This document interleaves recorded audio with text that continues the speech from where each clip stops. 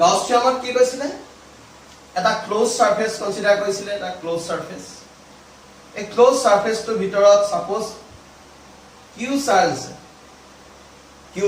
enclosed surface Q মানে inside the surface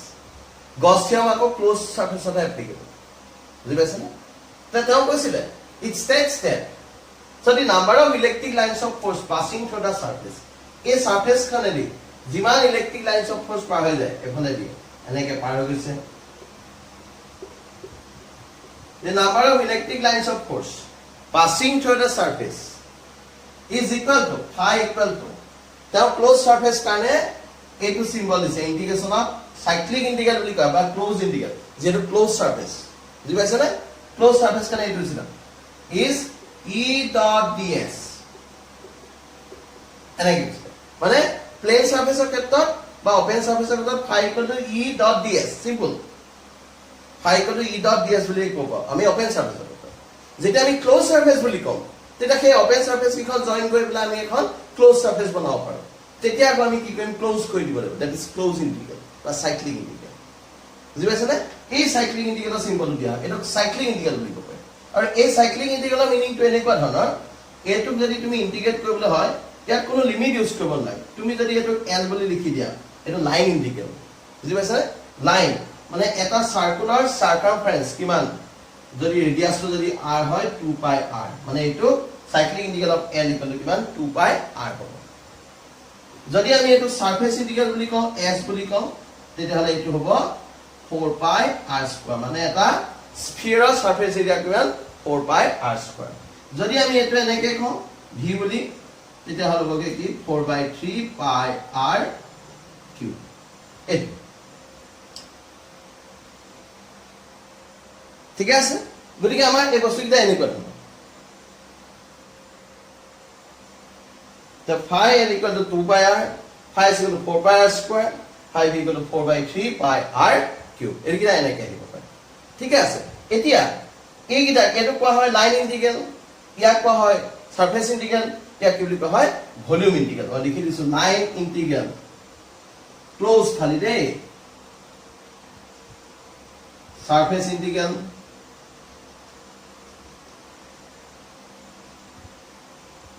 ইয়াক কোৱা হয় volume integral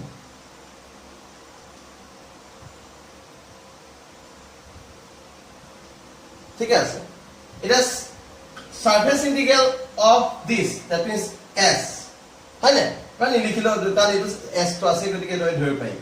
so this is equal to এটা আমি এনেকে পালো নহয় গস থিওৰাম এটা ম্যাথমেটিক্যালি কৰিবলৈ কইলে কি বুলি so this is equal to 1 by epsilon naught times 1 by epsilon naught times of the surface enclosed by the surface কি বুলি কলে the total flux passing through the surface is equal to 1 by epsilon naught times of the surface enclosed by the surface মানে সেই surface তো যিমান কিনি charge সোমাই আছে তাৰ চাৰ্জটোৰ 1 by epsilon naught times বুলি কৈছে so this is Gauss theorem কি বুলি কলে Gauss theorem তোমালোকে স্টেটমেন্টটো লিখা স্টেটমেন্টটো কি বুলি কম স্টেটমেন্টটো লিখি পেলাইহে তোমালোকে ম্যাথমেটিক্সটো লিখিবা দেই এটো পিছত লিখা ফার্স্ট স্টেটমেন্টটো এনেকে লিখিয়া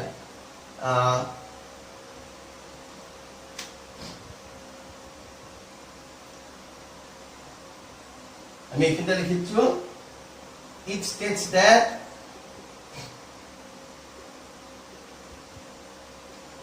the total electric flux passing through a surface closed surface is equal to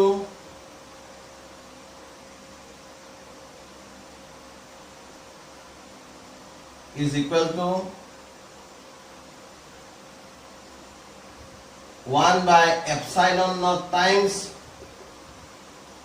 of total charge enclosed by the surface therefore mathematically বুলি এনেকৈ লিখিবা mathematically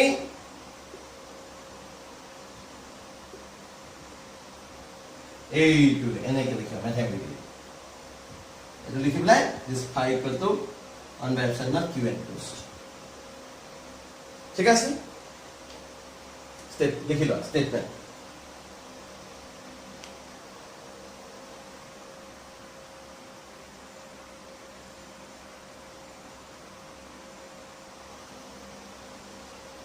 হল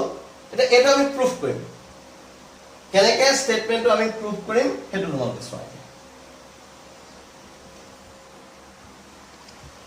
prove কৰিব লৈছো গছ থিয়ৰমটো এটা এটা ক্লোজ সাৰফেস এটা স্ফিয়াৰ এই স্ফিয়াৰটো সেন্টাৰ চাৰ্জ আছে কিমান কিউ চাৰ্জ আছে এতিয়া এই কিউ চাৰ্জ থকা অৱস্থাত এই সাৰফেসটো যদি আমি এটা স্মল সাৰফেস টা কনসিডাৰ কৰো ds এই স্মল সাৰফেসটো মাজেদি কিমান ইলেক্ট্ৰিক লাইনস অফ ফোৰ্স পাৰ হৈ যাব দ্যাট মিন্স ইলেক্ট্ৰিক ফ্লাক্স কিমান হ'ব আমি ফাৰ্স্ট সেইটো জানিম ঠিক আছে গতিকে ইলেক্ট্ৰিক ফ্লাক্সৰ ডেফিনেশন মতে আমি পাইছো d phi equal to e dot ds d phi equal to কিমান e dot ds ঠিক আছে এনেকৈ লিখা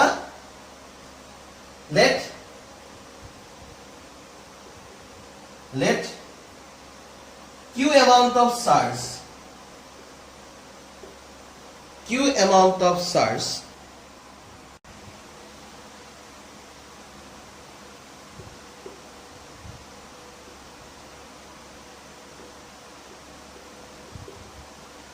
Q amount of charge is placed at the center of a closed surface of radius r.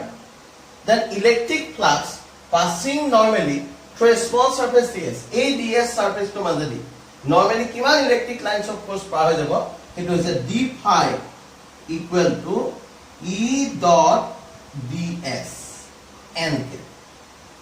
d phi equal to e ds nk. So this is equal to e ds cos 0 degree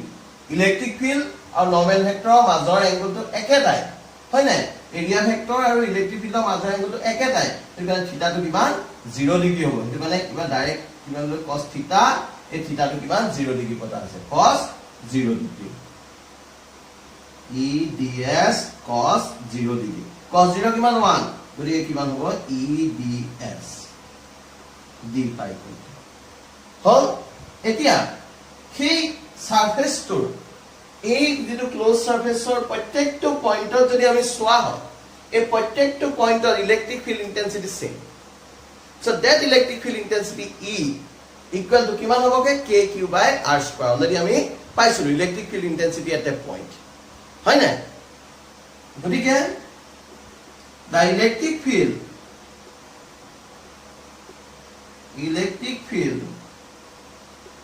at any point of surface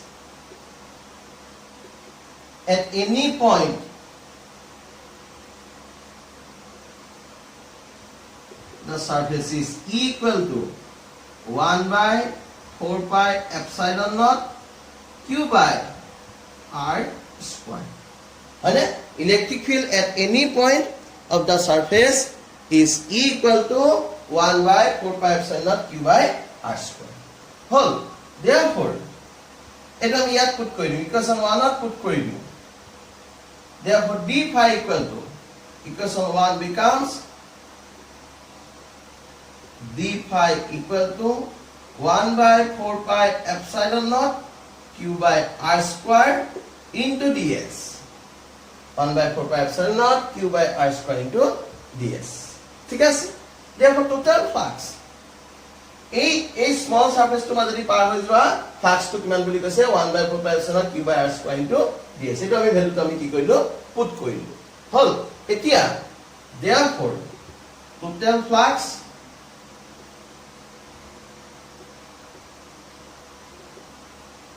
passing through the closed surface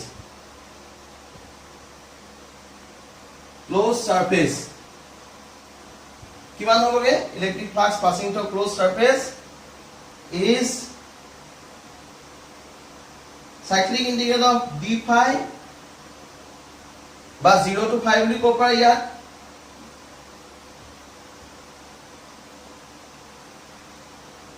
equal to cycling integral of 1 by 4 pi epsilon naught q by r square into ds. হলে এফালে আহিলে এটো phi 1 by 4 pi epsilon naught q by r square এই cycling integral of ds এটো আহিব এটোৰ পৰা আমি কি গম পালো so this phi equal to 1 by 4 pi epsilon naught q by r square into 4 pi r square আমি আগতে উলিয়াই থৈ আহিছিলো এতিয়া হয়নে সাইক্লিং ইনটেগ্রাল of ds মানে 4 pi r square বুলি অলৰেডি কৈছো আমি এই 4 pi r square cancel হ'ল থাকিলে কিমান q by epsilon naught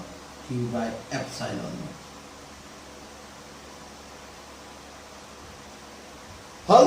so আমি ইয়াৰ পৰা এটোই গম পালো this phi equal to কিমান q by epsilon naught গতি অলৰেডি আমাৰ যেটো proof দিছিলে this phi equal to কিমান q by epsilon naught হয়নে এটো আমাৰ অলৰেডি proof হৈ গৈছে যে phi equal to q by epsilon গতিকে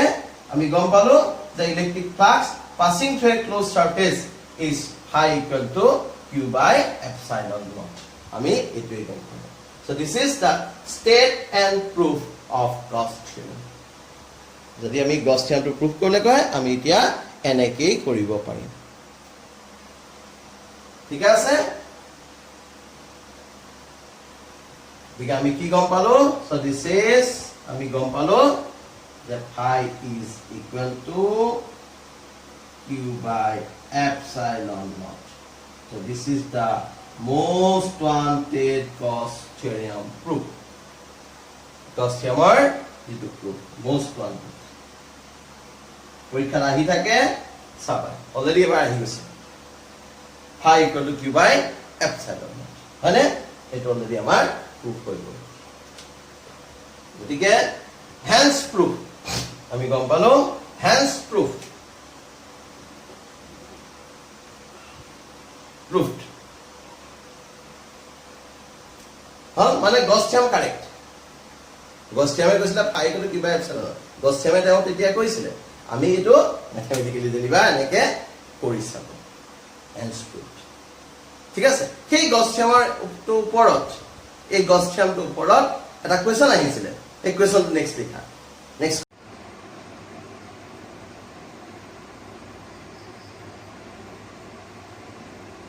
এটা টপিকটো হৈছে এপ্লিকেশন অফ Gauss law আজি আমি ডিসকাস কৰিম application of Gauss law and first হৈছে আমি Gauss law এপ্লিকেশন হিচাপে আমি কি পাম আমাৰ লিনিয়াৰ সাৰ্চ মানে এডাল ইনফাইনাইট লেংথৰ ওয়াইডৰ ক্ষেত্ৰত Gauss theorem এপ্লাই কৰি আমি কেনেকৈ ইলেক্ট্ৰিক ফিল্ড ডিটাৰমাইন কৰিম তাৰ ওপৰত ডিসকাস কৰিম নেক্সট এখন প্লেন শীটৰ ক্ষেত্ৰত ইলেক্ট্ৰিক ফিল্ডটো কেনেকৈ ডিটাৰমাইন কৰা হয় প্লেন শীটৰ ক্ষেত্ৰত চাৰ্জ থিন স্ফেৰিকেল সেলৰ ক্ষেত্ৰত কেনেকৈ ইলেক্ট্ৰিক ফিল্ড ডিটাৰমাইন কৰিব পাৰি আৰু কুলম্বছ লটো আমি Gauss theorem থ্ৰুদি কেনেকৈ ডিটাৰমাইন কৰিব পাৰি সেইখিনি পৰা আমি ষ্টাডি কৰিম আজি ঠিক আছে these are the four application of Gauss theorem গতিকে আমি ফার্স্ট হৈছে কুলম্বছ ল ফ্ৰম Gauss law গতিকে আমি চোৱা কুলম্বছ ল from Gauss law so this is a closed surface এখন আমি এটা closed surface কনসিডাৰ কৰিছো এটা closed surface a closed surface to মানে spherical surface a surface to radius to is r হল এটা ইয়াত আমি এটা স্মল পার্ট কনসিডার কৰিছো এটো চাৰ্জ q আছে হয়নে ইয়াত এটা স্মল পাৰ্ট কনসিডাৰ কৰিছো এটো গলে এ পাৰ্টটোৰে ইলেক্ট্ৰিক ফিল্ড লাইন্স পাৰ হৈ গৈছে এটো আমি লৈছো ইলেক্ট্ৰিক ফিল্ড লাইন্স এনেকৈ পাৰ হৈ গৈছে so this is direction of electric field হয়নে এতিয়া এই পয়েন্টটো যদি এই সারফেসটো দিয়া যদি আমি এটা স্মল সারফেস কনসিডার কৰো ds এই স্মল সাৰফেসটো মাজেদি কিমানখিনি ইলেক্ট্ৰিক লাইন্স অফ ফোৰ্স পাৰ হৈ গৈছে নৰমালি কিমান ইলেক্ট্ৰিক লাইন্স অফ ফোৰ্স পাৰ হৈ গৈছে হেতু আমি যদি চাও Gauss theorem মতে this is equal to E dot ds হয়নে ইনে Gauss theorem মতে কিমান হ'ব q by epsilon naught গুটেই সারফেসটো কাৰণে এই স্মল সাৰফেসটো কাৰণে বাই ডেফিনিশন কিমান হ'বগে E dot ds ঠিক আছে গতিকে এনেকৈ লিখা let let a surface Q is enclosed in a closed surface such let a surface Q is enclosed in a spherical surface of radius R. Then electric flux, মানে Q to code আছে at the center of spherical surface. Then electric flux passing normally through a small surface ds. Q is enclosed in a spherical surface of radius R. Then electric flux passing normally through a small surface ds is d phi equal to E dot ds. So normally যেতিয়া pass হৈ যায়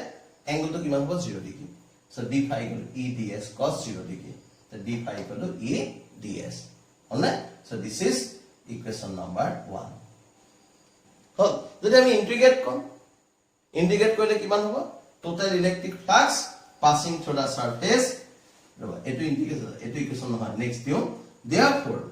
total electric flux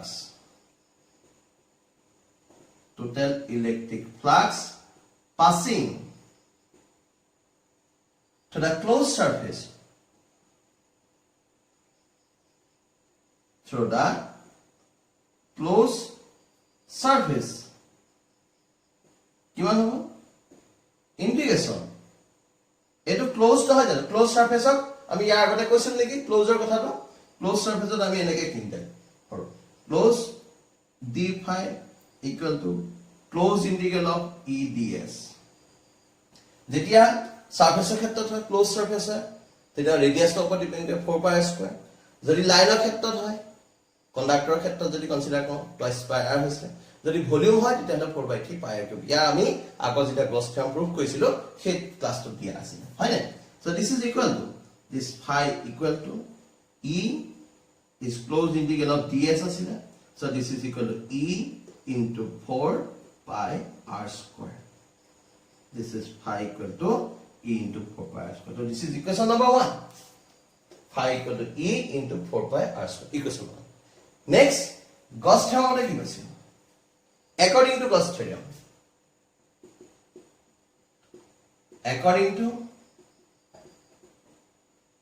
Gauss theorem phi equal to কিমান পাইছিল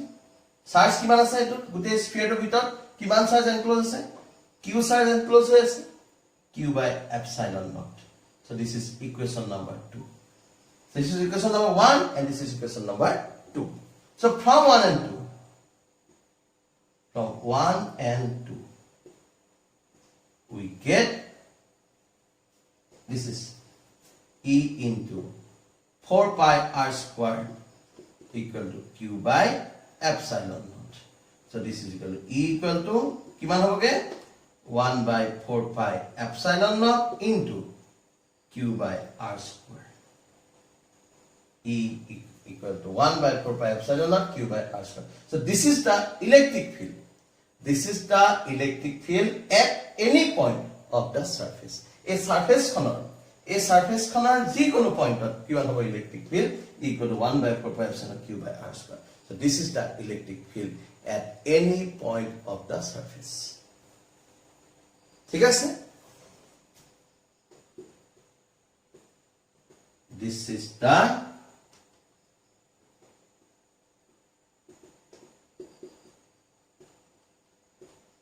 electric field intensity at any point of surface of spherical any point of surface of sphere sphere to surface of যিকোনো পয়েন্টৰ electric field কিমান হয় ইমান এতিয়া আমি যদি এই সাৰফেসটো যিকোনো পয়েন্টত এটা পয়েন্ট চাৰ্জ কনসিডাৰ কৰো সাপোজ q নট আমি যদি ইয়াত এটা পয়েন্ট চাৰ্জ কনসিডাৰ কৰো suppose q naught charge is placed at that point if a point charge q naught is placed at any point of the surface তেতিয়াহলে কিমান force apply হ'ব জানা if a point charge q naught is placed at any point of surface then force acting on it hey point charge to put kiman hoy if a point charge q0 is placed at any point of surface then force acting on it is F is equal to kiman paisilo q0 into e F equal to q paisilo F equal to q0 into e so this is equal to 1 by 4 pi epsilon naught into q0 divided by r square. So this is Coulomb's law. F is equal to 1 by 4 pi epsilon naught q0 by r square. This is Coulomb's law. This a Coulomb's law ami kopra palo ami cos theorem use kori apply paise. So this is the one of the application of cos theorem. Ami easily korisu. এইখিনিকে আমাৰ গছ থিয়মৰ প্ৰুফটো কৰি একেই তাত খালি electric field আমি apply কৰা নাছিলো ইয়াৰ ইলেক্ট্ৰিক ফিল্ডটো আমি উলিয়াইছো আৰু তাৰ থ্ৰেডি আমি ফোৰ্সটো ডিটাৰমাইন কৰিছো so this is da first application of গছ থিয়ৰম ঠিক আছে কি আছিল দ্য কুলম্বস ল ফ্ৰম গছ থিয়ৰম ঠিক আছে এইখিনি আপোনাৰ লাইটিংৰ পৰা প্ৰবলেম হ'ব পাৰে লাইট চাইজ স্কেটাৰ কৰে হয়নে গতিকে চাবা তোমালোকে কুলম্বস ল ফ্ৰম গছ থিয়ৰম the next আমি electric field due to second application আছে electric field due to infinitely long conductor ঠিক আছে next topic to হেতু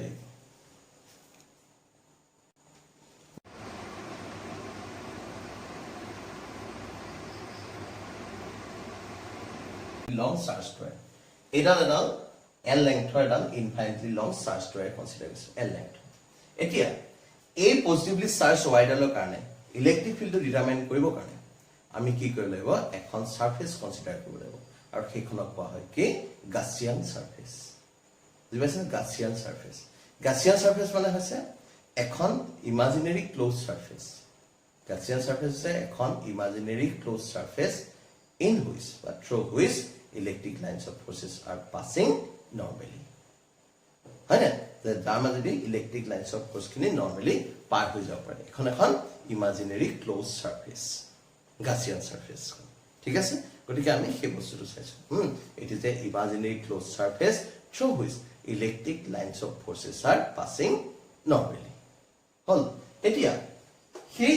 যিখন গাসিয়ান সারফেস ললো এটা সেই গাসিয়ান সারফেস খন কেনেকুৱা হ'ব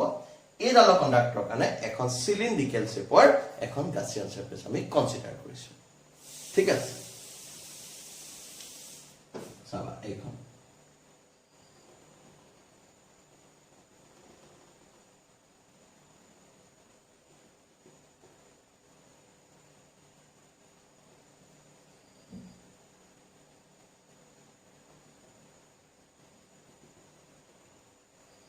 এখন সিলিন্ড্ৰিক্যাল সাপোৰ্ট এখন গাসিয়ান সাৰফেস এই গাসিয়ান সাৰফেস খনৰ লেংথ হৈছে l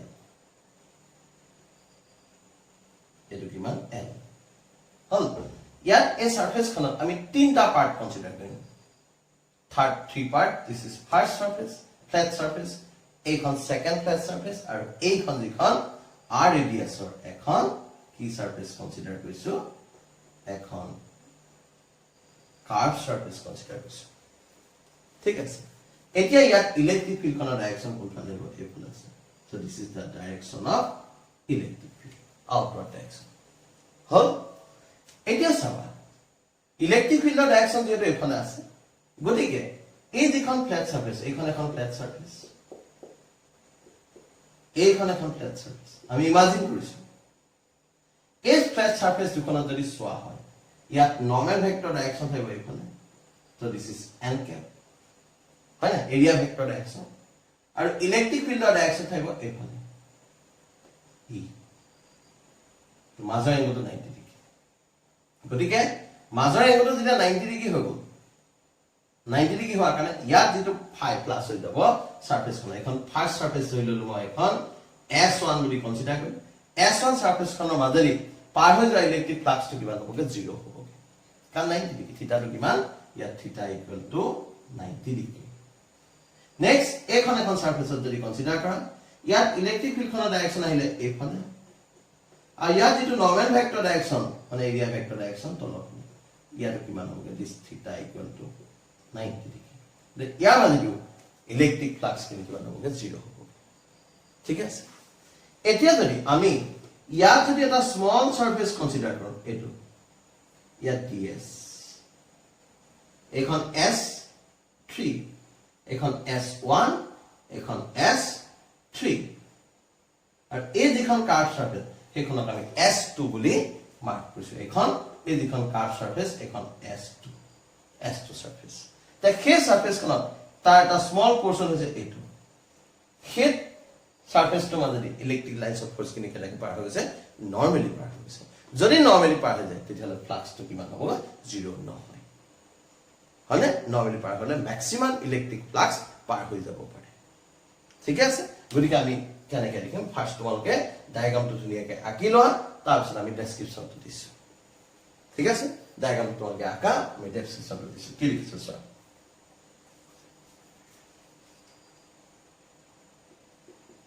Let us consider a infinitely long surged wire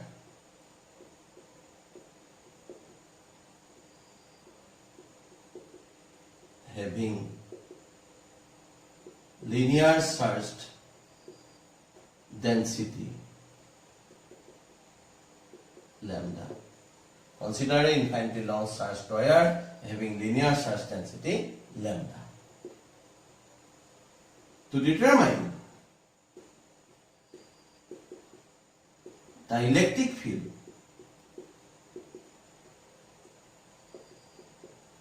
due to surged wire,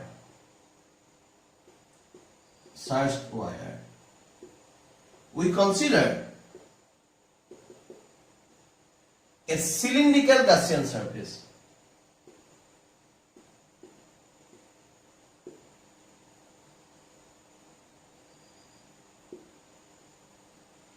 Cylindrical Gaussian surface of radius small r. Test. Then electric flux passing through the surface is phi equal to তিনিখন surface আছে phi equal to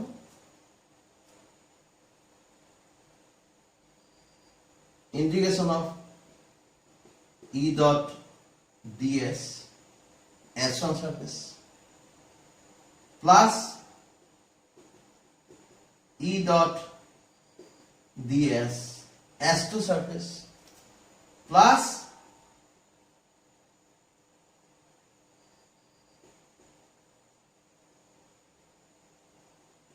E dot ds S3 surface. Tinikon surface. S3. S1, S2, S3. But S1 and S3 are flat. S1 and S3 are flat surface. Here, surface S1 and S3 are flat surface. So, flat surface होगा है so integration of E dot ds equal to E dot ds S1 equal to E dot ds S3 equal to E ds cos 90 degree. This is equal to 0. Here surface S1 and S3 are flat surface. We get flat surface work on E dot ds. This we already show so you can S1 and you can S3 equal to 0 degree. মানে এই দুটা পার্টত কিমান হ'ব 0 কৰিছিল থাকিলেগে কি এইটো surface S3 surface মানে এটো ধৰিল phi1 এটো phi3 এটো phi2 phi1 আৰু phi3 0 হৈছিল থাকিলে কি phi 2 হয় না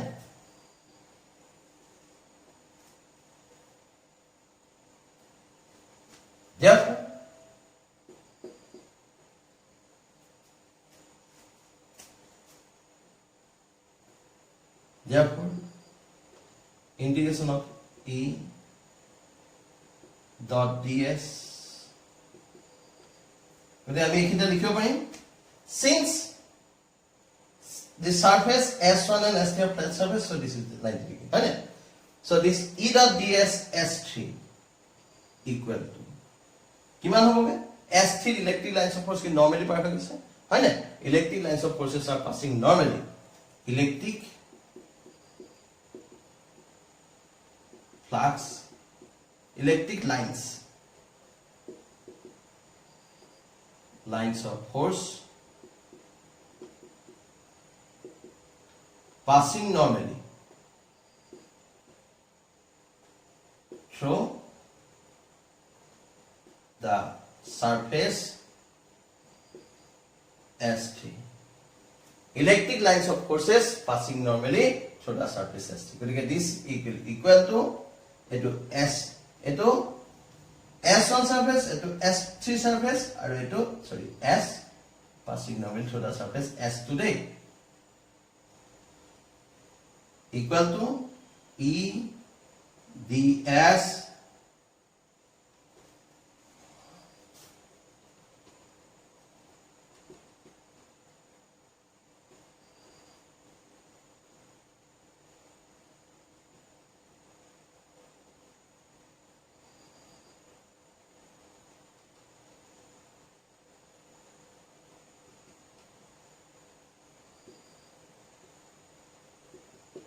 EDS. How? Integration. So this is equal to EDS equal to E. এই গুটে সারফেস কোন যদি আমি ইন্টিগ্রেট করি কিমান হবগে এই গুটে সারফেস এখন যেহেতু এখন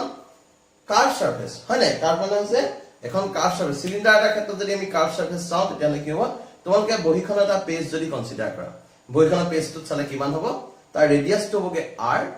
আৰু তাৰ লেংথটো হ'বগে l হয় না গটিকে লেংথটো l আহিলে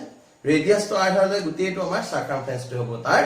ব্ৰেকটো হৈ যাব মানে টুৱাইস পাই r হল গটে কাৰ্ভ সাৰফেসৰ মানে কাৰ্ভ সাৰফেসৰ সাৰফেস এৰিয়া কিমান আছিল 2 পাই rs আছিল গটিকে 2 পাই r ইয়াত কিমান হ'ব l হ'বগে this is equal to e into 2 পাই rl এতিয়া এই দুটা আৰু এইটো গুটে দুটা যদি আমি পুট কৰি দিও এটো s today গুটে দুটা যদি আমি পুট কৰিলো তেতিয়া এই যেটো ইকুৱেচন এটো ইকুৱেচন নম্বৰ 1 বুলি দি থম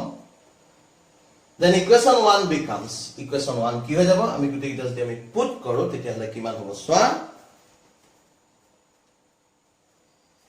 প্ৰথম পাৰ্ট আমি মহাই দিছো এখিনি মহাই দিছো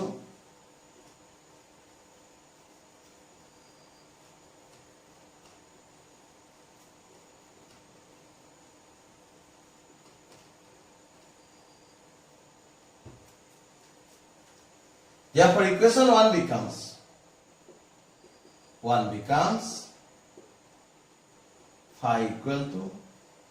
into 0 plus into hoboge e into 2 pi rl plus 0 e into 2 pi rl phi equal to this is equation number 2 according to Gauss theorem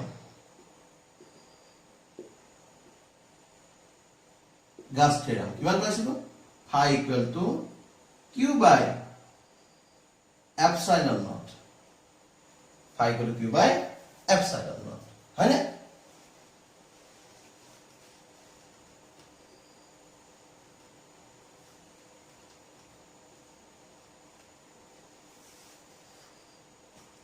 q by epsilon naught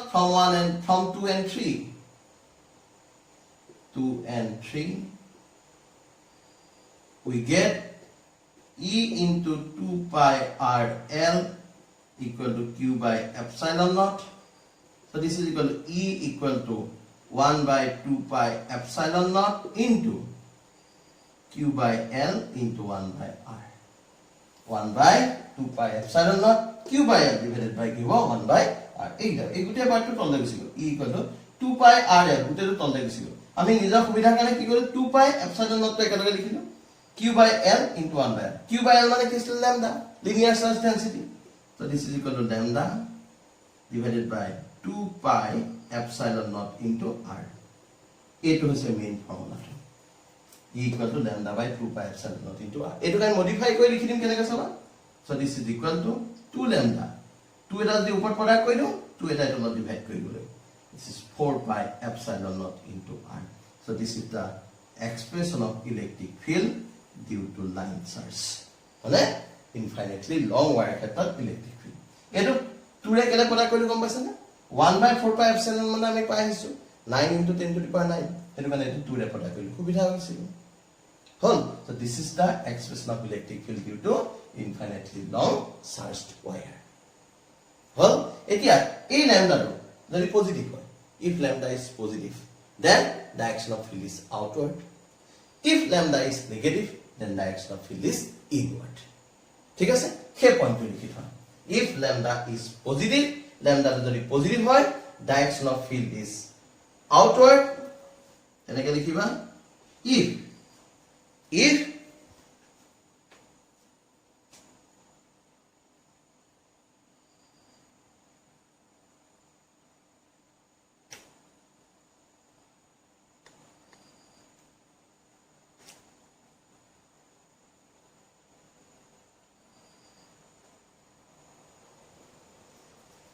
গতিকে আমি ইয়াৰ পৰা কলো if lambda is positive then direction of field is readily outward যদি এই lambda যদি positive হয় হয় না এই lambda যদি পজিটিভ হয় then direction of field is readily outward that means away from the conductor মানে এটা away from the conductor ইয়াৰ বাহিৰলৈ আকৌ if lambda is negative এটা যদি নেগেটিভ হৈ যায় এই কন্ডাক্টৰডাল যদি নেগেটিভ হয় তাৰ পজিটিভ কানে বাহিৰলৈ হ'ব যদি কন্ডাক্টৰডাল নেগেটিভ হয় then if lambda is negative then কন্ডাক্টৰডাল কি হ'ব negative then direction of field is readily inward মানে নেগেটিভ হলে ইনওয়ার্ড হ'ব আৰু যদি কন্ডাক্টৰডাল পজিটিভ হয় তেতিয়াহলে কি হ'ব outward that means towards the conductor so this is the direction of electric field due to uniformly charged conducting wire ঠিক আছে